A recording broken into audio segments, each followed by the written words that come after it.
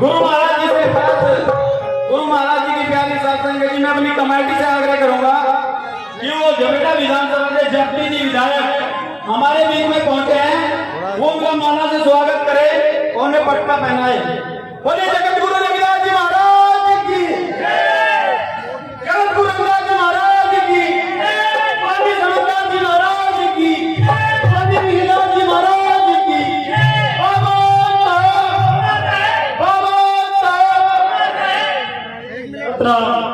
देखे भाई अजय इधर देख कर भाई भगत जी भाई चलो आरती करवा दो, आरती करवा दो, आरती करवा भाई आरती।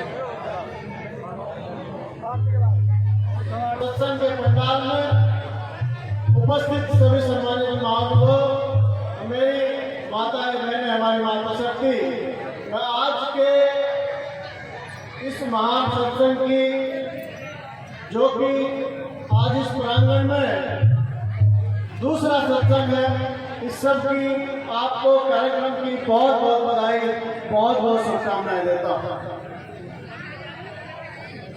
आज आपके बीच महान हमारे साधु संत हैं। पूरी बात तो आपको यही लोग बताएंगे, यही लोग सिखाएंगे वाणी के माध्यम से, अपने मुखारविंद से।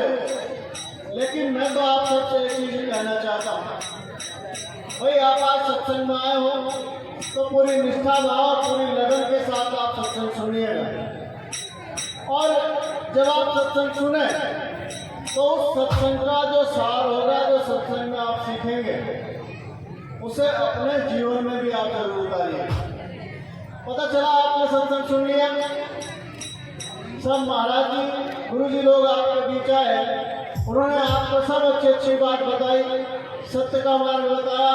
संत शिरोमणि गुरु रविदास जी महाराज के जो आदर्श थे वो आपको सिखाए। आज आपने सीख लिए और कल जाके आप उन्हें भूल जाओ और अपनी उसी दिनचर्या में लग जाओ, तो आज के सत्संग का कोई फायदा होने वाला नहीं है। तो मेरा तो आप सबसे कहना है कि आप जो सत्संग आज सुनेंगे, उस सत्संग को आपको अपने जीवन में उतारना है। अगर आप अपने जीवन में नहीं उतारेंगे तो आप नुकसान में रहेंगे। अगर सत्संग में सुनी यह बात को आपने अपने जीवन में उतार लिया तो निश्चित रूप से आप लोगों को लाभ ही लाभ होगा।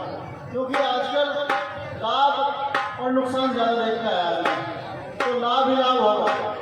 और भाई मैं अपनी बता दूँ कि मैं तो छोटी सी उम्र से ही संत शिरोमणि गुरु रविदास जी महाराज का शिष्य हूँ, स्वामी सुमनदास जी, स्वामी ऋषिदास जी महाराज का शिष्य हूँ, और अब तक इन्हीं की कृपा है और भाई सत्संग की और इन्हीं गुरु जी लोगों की कृपा है कि मैं आज एक जनप्रतिनिधि के रूप में, सेवक के रूप में, विधायक के रूप में आप लोगों के बीच हूँ। ये सत्संग की ही कृपा है।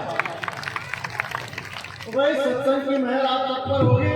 बस ये है कि निष्ठा के साथ आप सत्संग सुने, साधु संत महात्माओं की बातों को माने, और कोई आपसे गलत करने के लिए नहीं कहेगा। आपको सबको पता है कि साधु संत महात्मा जितने भी लोग यहाँ बताएंगे, आपको अच्छी अच्छी बात बताएंगे, आपको नशे, आपको मांस मदिरा से दूर रहने की बात बताएंगे, आपको सत्कर्म की बात बताएंगे, आप अच्छे काम करो, आपको ये बात बताएंगे, और जीवन कैसे जिया जाए, अपने बच्चों की परवरिश कैसे हो, और अपने मन को भक्ति में कैसे लगाया जाए, एकाग्रता कैसे रखी जाए, और गुरु जी को पाने का मार्ग आपको सत्संग में बताया जाए। तो आपको सत्संग बहुत ध्यान से सुनना है। मैं बहुत ज़्यादा समय नहीं लूँगा। मुझसे बहुत अच्छे अच्छे वक्ता आप लोगों के बीच हैं। हमारे संत समाज के बहुत महान दार्शनिक लोग आज आपके बीच हैं। मैं अपना ज़्यादातर समय उन्हीं को देता हूँ और जोरदार एक नारे के साथ, एक जोरदार जयकारे के साथ मैं अपनी बात को समाप्त करता हूँ। बोलो परम संत शिरोमणि गुरु रविदास जी महाराज की, संत शिरोमणि गुरु रविदास जी महाराज की।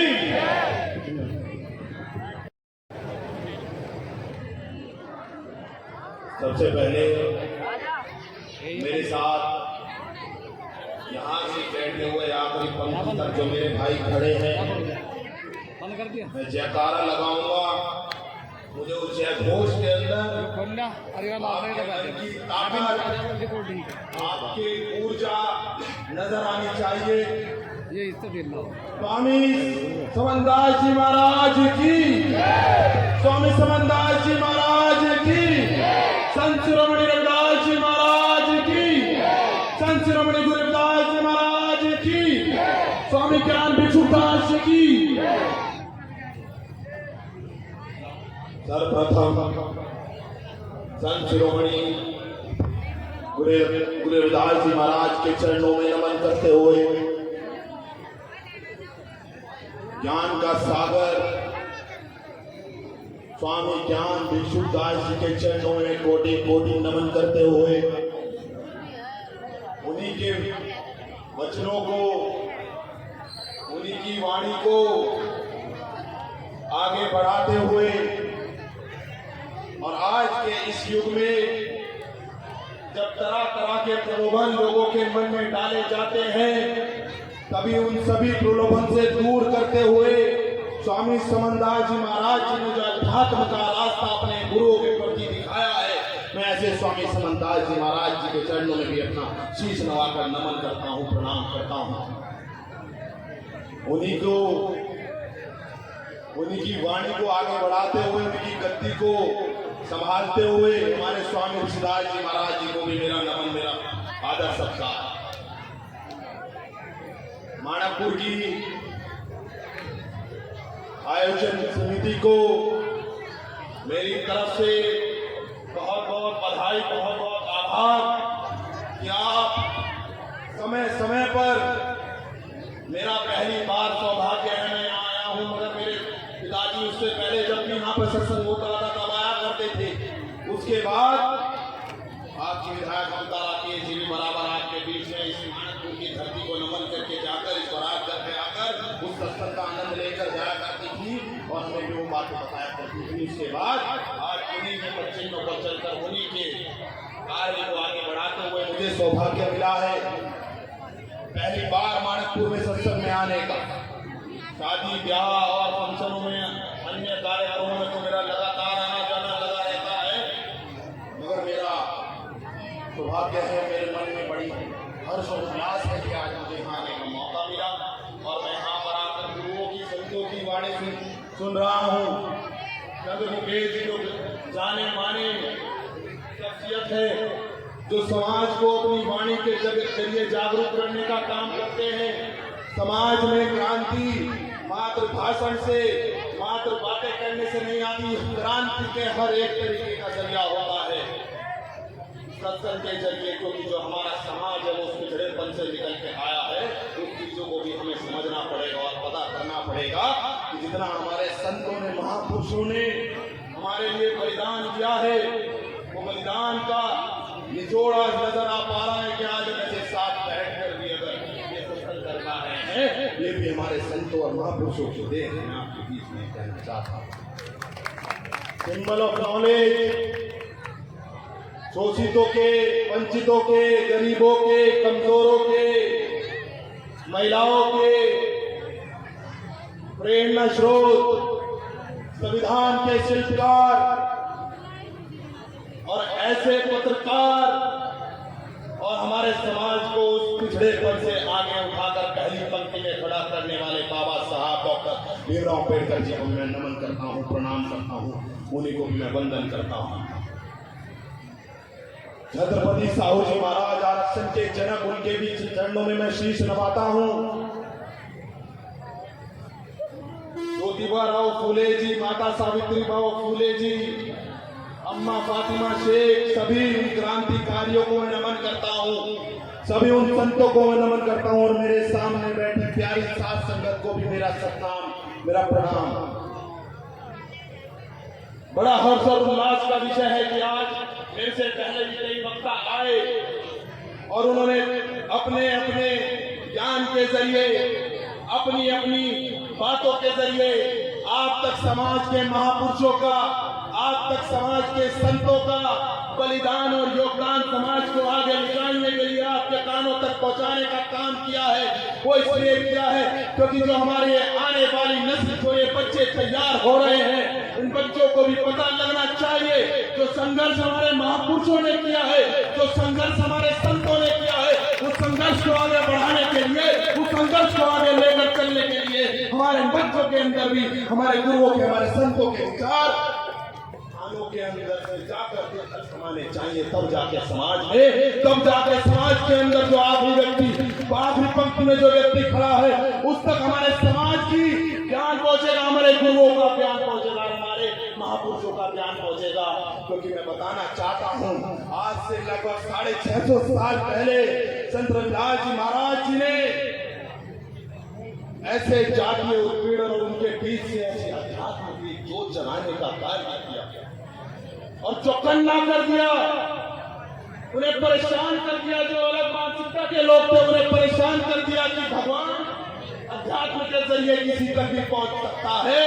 भगवान तक पहुंचने के लिए, परमात्मा तक पहुंचने के लिए कोई रास्ता, कोई पुलिस का जरिया नहीं होता।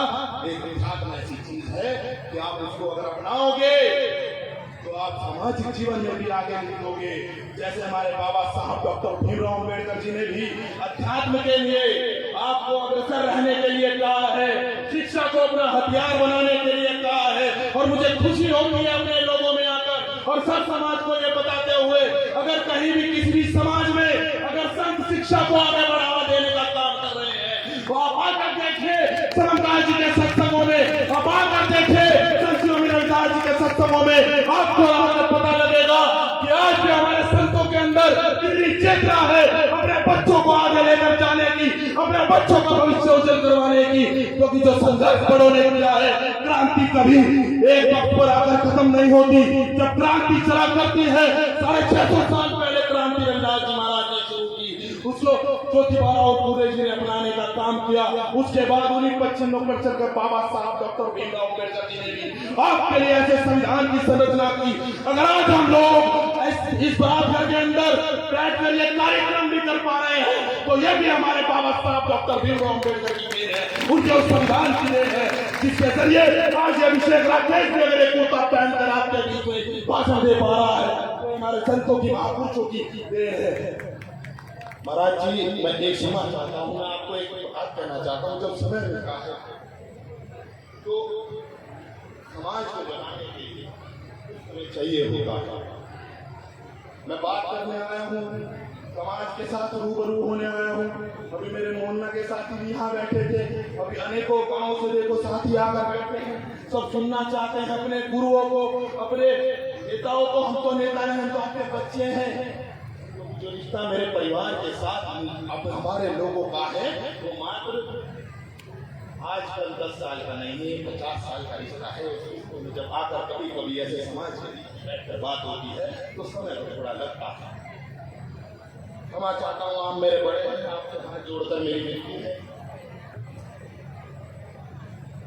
तो मैं आपको बता रहा था, बाबा साहब ने शिक्षा के लिए इतना संघर्ष किया है।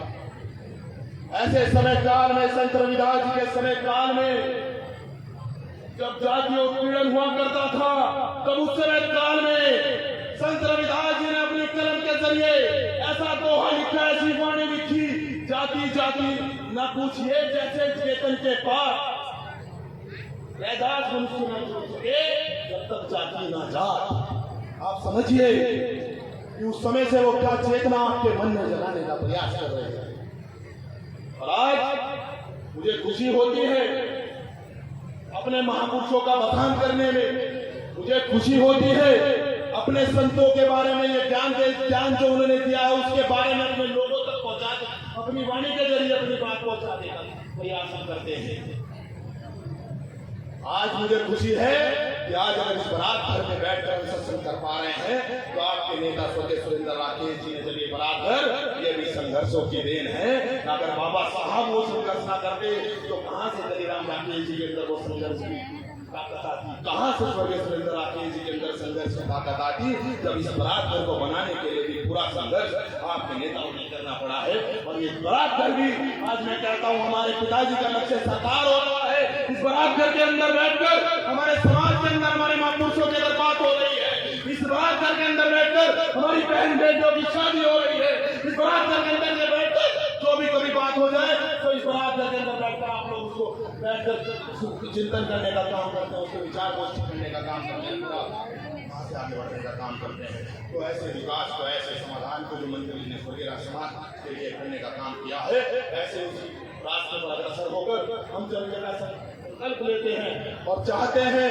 खासकर अब मैं माताओं तक आ रहा था, बात छूट गई थी बीच में, वहीं से पकड़कर आपको बताता हूँ। खासकर मैं अपनी माताओं को जाकर ये बात कहने का काम करता हूँ, क्योंकि जब हमें मौका मिला है, जब हमें आपने जिम्मेदारी दे रखी है, जब हमें आपने हमको बोल रखा है कि समाज की बात उठाने की जिम्मेदारी तुम्हारी है, जब हमने तुम्हें आशीर्वाद दे रखा है, तो मेरी भी जिम्मेदारी बनती है। आज के समय पर मैं पूछना चाहता हूँ कि मेरी माताएं अपने बच्चों को शिक्षा के प्रति उस प्रकार से जागरूक कर पा रही है? आप बताने का काम कीजिए। बताइए गौतम भाई, बताइए राजपाल नेताजी, आप बताइए, मांगे चाचा आप बताइए, डॉक्टर साहब आप बताने का काम कीजिए। बताइए आप क्या उस प्रकार से शिक्षा के लिए हमारे बच्चे अग्रसर हो पा रहे हैं?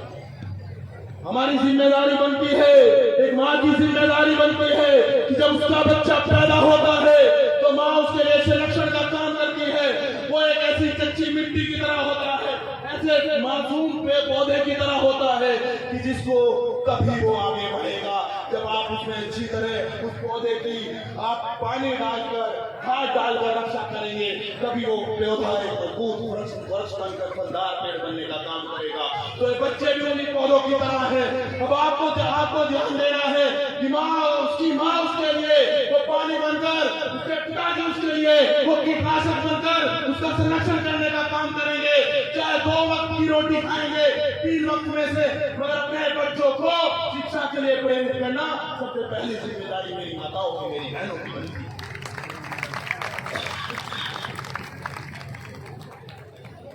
बात काफी लंबी हो गई है, मैं क्षमा प्रार्थी हूँ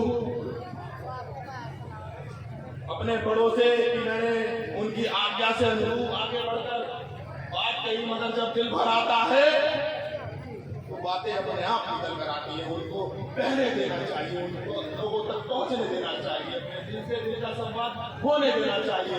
यही हमारे भाइयों के, जितने मेरे युवा भाई हैं, मैं तुम्हें कहता हूँ सत्संगों को बैठकर सुना करो, खड़े होकर तमाशा देखा जाता है। क्योंकि आज जब इतने समय से क्रांति बनी तो आज हम यहाँ तक पहुंचे, और बदलना है। रास्ता अभी बहुत लंबा है, उस रास्ते को तैयार करने में, उस रास्ते की चिनाई करने में, उस रास्ते को बनाने में हमें योगदान करना है। उस रास्ते को किस तरीके से लेकर चलना है, उसमें हमें योगदान करना है। तो मेरी बहनों, मेरी माताओं, मैं आपसे यही गुजारिश कर सकता हूँ, अगर मेरी बात सुन के कोई 20% भी या 2 लोग भी या 2 छोड़िए, एक मेरी माता भी इस प्रेरणा को अपने दिल में बैठाएगी और इस प्रांगण से, इस पुण्य भूमि से यह कदम उठाकर जाएगी कि मुझे अपने बच्चे को पढ़ा लिखा कर एक अच्छा अधिकारी बनाना है, अच्छा नेता बनाना है, अच्छा डॉक्टर बनाना है, अच्छा इंजीनियर बनाना है। तब मैं मानूंगा जिस रास्ते पर हमारे स्वर्गीय पिताजी बाबा साहब का जो रास्ता है, हमारे महात्मा ज्योतिबा फुले जी का जो रास्ता है, जो बना कर गए हैं, उसका संरक्षण हम सही से कर पा रहे हैं, उस मिशन को हम सही से आगे बढ़ा पा रहे हैं। यही मेरी परिकल्पना है, यही मेरा संकल्प है कि हमें अपने लोगों को निरंतर जगाना है, अपने लोगों को यह सिखाना है कि सर्व समाज के साथ साथ मिलकर समानता को कैसे आगे बढ़ाना है, समानता को कैसे अपने दिल में उतारना है और न्याय अनुरूप संविधान के प्रति हमें पालन करके आगे बढ़ना है और अपने बच्चों को शिक्षा के प्रति जागरूक करना है। इन शब्दों को अपने आप से जोड़कर आपके दिल तक पहुंचाता हूँ और आप वाणी को विराम देता हूँ, धन्यवाद करता हूँ। सभी को मैं कहता हूँ, अब एक मेरे साथ मेरे नारा लगाइएगा, बाबा साहेब जिंदाबाद, बाबा साहेब जिंदाबाद। ठंडे भी बैठे भाई, ऐसा नहीं चाहिए। वहां तक मुझे आखिरी जो हॉल से भी लड़का खड़ा हो उसकी आवाज आनी चाहिए। और इधर भाइयों तुम्हारी, तुम तो युवा हो, तुम्हारे को और यहाँ तक आगे भी जाने चाहिए। बाबा साहेब जिंदाबाद, बाबा साहेब जिंदाबाद। अब आप सोच रहे होंगे मैंने बाबा साहब जिंदाबाद का नारा क्यों लगाया? क्योंकि बाबा साहब जिंदाबाद है जब तक उनके विचारों को बढ़ाने वाले इस संसार के अंदर ये लोग जिंदा है तब तक बाबा साहब के विचार, बाबा साहब के जो हमारे लिए छोड़े गए अंश है, जो शिक्षा है, उसको आगे बढ़ाना है। तब तक बाबा साहब हम लोगों के, आप लोगों के, सब लोगों के, सब समाज के लोगों में जिंदा रहेंगे। इसलिए बाबा साहेब जिंदाबाद, बाबा साहेब जिंदाबाद। धन्यवाद। जय हिंद, जय भीम, जय रविदास सतनाम।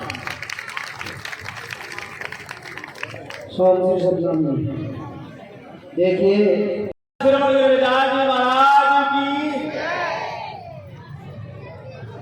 सबकी आवाज नहीं आ रही है भाई, सब पूरी के भक्तगण बैठे हैं। माता बहनों की तरफ से तो आइए, सिर्फ पहलवान हमारे ठंडे हो रहे हैं। क्या बात, सभी से आगे आगे सभी बोलेंगे, बोले संत श्रीमद रविदास जी महाराज की जय, संत श्रीमद रविदास जी महाराज की जय।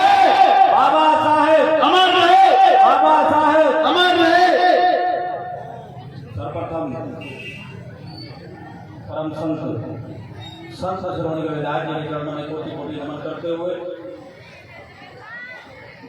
सदगुरु स्वामी समरदास जी महाराज के चरणों में कोटि कोटि नमन करते हुए, संविधान के निर्माता सिंबल अपनारी भारत रत्न गरीबों की मसीहा बाबा साहब डॉक्टर भीमराव अम्बेडकर साहब के चरणों में कोटि कोटि नमन करते हुए, और आज इस महान सत्संग में गद्दी नशीली आदरणीय श्रद्धे गुरु जी ऋषिदास जी महाराज के चरणों में कोटि कोटि नमन करते हुए, सभी सम्मानित संतगण सभी के चरणों में कोटि कोटि नमन करते हुए, इस कार्यक्रम में उपस्थित इस कार्यक्रम की आयोजक मंडली के तमाम साथियों का अभिनंदन, स्वागत और धन्यवाद करते हुए कि आप लोगों ने मुझे यहाँ पर बुलाकर इस महान सत्संग के शुभ अवसर पर मुझे आशीर्वाद प्राप्त करने का मौका दिया। मैं आपका बहुत बहुत तहे दिल से अभिनंदन करता हूँ। आगे जो तमाम कमेटी के साथियों का, इस कार्यक्रम पर सभी सम्मानित अतिथिगण और हमारे बहुत ही भव्य दिव्य गायक, जिनका नाम बहुत दूर दूर तक, और इनकी गायक मंडली का नाम बहुत दूर दूर तक हमने देखा भी और सुना भी है। ऐसे बड़े भाई चंद्रमुकेश जी जो बहुत ही अच्छी आवाज के साथ जिस भी कार्यक्रम में मिलते हैं, सम्मान देते हैं, मैं इनका भी अभिनंदन, स्वागत और धन्यवाद करता हूँ। इनके उज्जवल भविष्य की कामना और गुरु जी से इनके लिए प्रार्थना की इनकी आवाज इसी तरह बुलंद होती रहे, इनका नाम इसी प्रकार से समाज में चमकता रहे। और यहाँ पर उपस्थित तमाम बुजुर्ग नौजवान साथियों, माता बहनों, सभी का अभिनंदन, स्वागत और धन्यवाद करते हुए, साथियों भव्य कार्यक्रम सत्संग का हमारे मानकपुर आदमपुर में हो रहा है। और ये वो सरजमी है कि पहली बार ऐसी व्यवस्था यहाँ पर नहीं है। पिछले बहुत सालों से इस सरजमी पर, मानकपुर आदमपुर की शहीदों की जमीन पर हमारे गुरु जी के ये महान सत्संग पिछले काफी सालों से होते आ रहे हैं। और मेरा सौभाग्य है कि माननीय स्वर्गीय सुरेंद्र रागे जी के सामने ही, उन्हीं के सामने से मैं लगातार मेरा आना हो रहा है और मुझे आशीर्वाद प्राप्त करने का मौका मिल रहा है। मैं सौभाग्यशाली लोगों में से भी हूँ जिनको सदगुरु स्वामी समरदास जी महाराज का आशीर्वाद मंच के माध्यम से मिला था।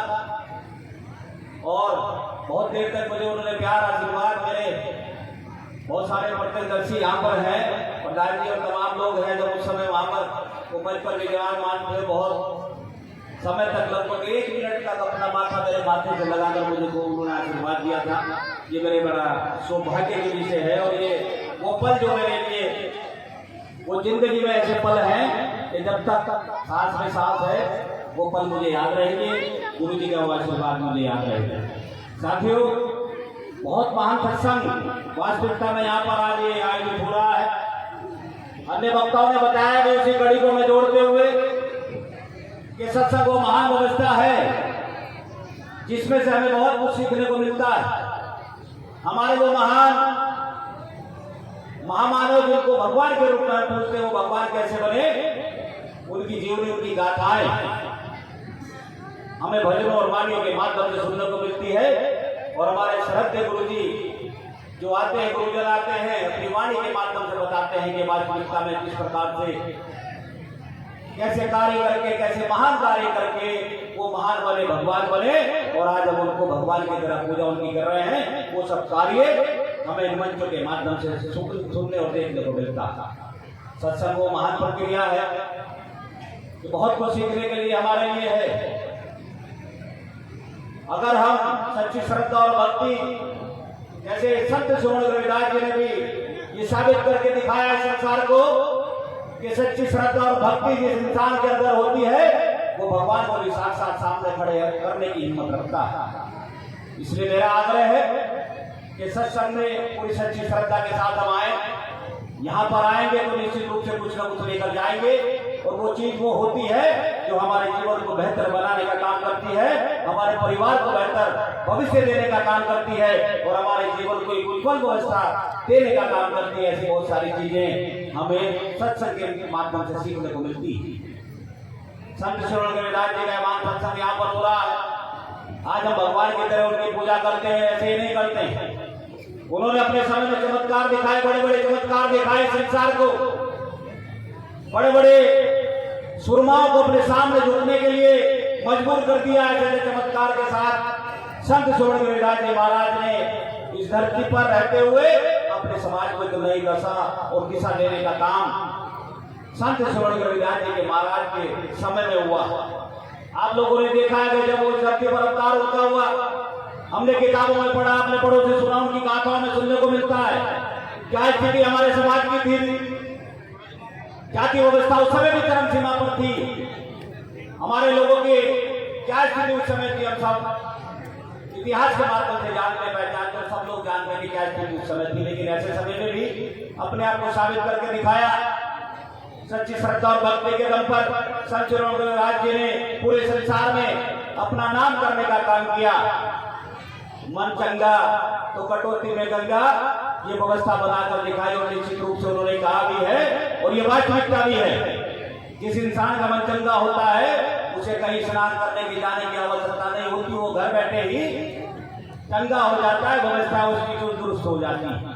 ये हमारे संत श्रवण रविदास जी ने करके दिखाया। उनके बड़े बड़े चमत्कार हम सुनने को मिलते हैं। हमने देखा है फिल्मों के माध्यम से भी कि किस प्रकार से सिकंदर लोधी के समय जब वो यहाँ पर राजा हुआ करता था, संत श्रवण रविदास जी के समय में जब गुरु जी की हमारे लोकप्रियता ज्यादा बढ़ गई तो उसने उन पर अत्याचार करने का प्रयास किया और गुरु जी को और उनके पूरी शिष्यों सहित उनको जेल में डालने का काम किया था। आप लोग यहाँ से सुनते हैं, देखते हैं और किताबों में हमने पढ़ा।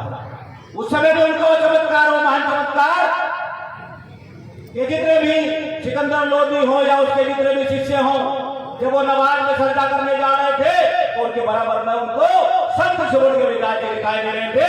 ऐसा चमत्कार जब उन्होंने दिखाया, सिकंदर लोधी को मजबूर होना पड़ा उनके चरणों में जाने के लिए और वो जेल के अंदर गया और गुरु जी के सामने नतमस्तक होकर उनसे माफी मांगी और उनसे कहा कि गुरु जी मेरे से गलती हो गई, अब आगे की व्यवस्था मुझे अपना आशीर्वाद दीजिए, मेरा कल्याण कीजिए। ऐसे ऐसे चमत्कार संत श्रवण रविदास जी के समय में हुए हैं। आप लोगों ने एक और गाथा सुनी होगी कि उस समय के जो धर्म के ठेकेदार इस धरती पर थे, जब उन्होंने संत श्रवण रविदास जी का बहिष्कार कर दिया कि हम उनके साथ खाना नहीं खाएंगे, भोजन नहीं करेंगे, उनको अलग जगह बिठा दिया गया और एक जगह एक लाइन में वो लोग बैठे थे। जब भोजन परोसा जाता है, खाना परोसा जाता है, प्रत्येक व्यक्ति के बराबर में संत श्रवण रविदास जी बैठे दिखाई देते हैं और वो लोग घबरा जाते हैं कि ये क्या चमत्कार है। ऐसे ऐसे चमत्कार, ऐसी शक्ति संत श्रवण रविदास जी हमारे भगवान, हमारे गुरु, हमारे रहबर, हमारे मार्गदर्शक और इस समाज पर नई दिशा देने वाले संत श्रवण रविदास जी ने करके दिखाई। हम ऐसे गुरु के, समाज के, हम उनके बच्चे, हम उनके शिष्य हैं। निश्चित रूप से मैं कहना चाहता हूँ, इस धरती पर, इस देश में सत्संग तो बहुत चल रहे हैं, लेकिन ये जो व्यवस्था यहाँ पर है वो आपको कहीं पर नहीं मिलेगी, ये दावे के साथ मैं कहना चाहता हूँ। इसलिए अपने लाइन में, अपने समाज की व्यवस्था में हम सबको चलना है और इसी प्रकार से अपने रहबरों का, अपने गुरुजनों का आशीर्वाद प्राप्त करते हुए आगे बढ़ते रहना है। संत श्रवण रविदास जी महाराज की कृपा आप सब पर, हम सब पर बनी रहे। ज्यादा समय नहीं है, बोलने की तो बहुत चीजें हैं, लेकिन ये सत्संग का समय है। ज्यादा समय न लेते हुए संत सुमन के विराज जी के चरणों में कोटि कोटि नमन करते हुए और उनसे इस आग्रह के साथ, इस प्रार्थना के साथ कि उनका आशीर्वाद हम पर, सब पर, इस समाज पर, सब समाज पर, इस देश पर बना रहे और ये समाज अपने महान संतों का आशीर्वाद प्राप्त करते हुए, उनका नाम रोशन करते हुए इसी प्रकार से आगे बढ़ता रहे। हमारे सब सामाजिक व्यवस्था मजबूती के साथ आगे बढ़ते रहे और सभी के घरों में सुख समृद्धि, खुशहाली, सुख शांति गुरु जी की आशीर्वाद से बनी रहे। ऐसे प्रार्थना गुरु जी के चरणों में करते हुए तमाम कमेटी के सदस्यों का पुनः अभिनंदन, धन्यवाद करते हुए और तमाम गुरुजनों का पुनः कोटि कोटि नमन करते हुए आप सबका बहुत बहुत अभिनंदन, बहुत बहुत धन्यवाद। जय भीम, जय भारत। धन्यवाद।